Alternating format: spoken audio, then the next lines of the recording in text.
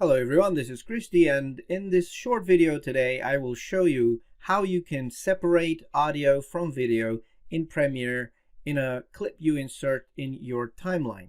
So you have here a blank project in Premiere. I'm using Adobe Premiere Pro 2020 and I have no files in it, so I'm just going to import this clip from my hard drive, and I'm going to just right click on it and create a sequence from clip.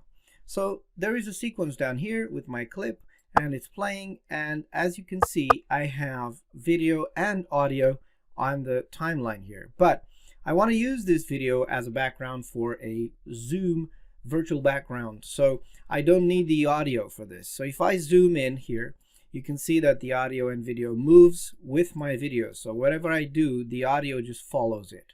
The only way you can separate these two is to just right click on the video and select unlink.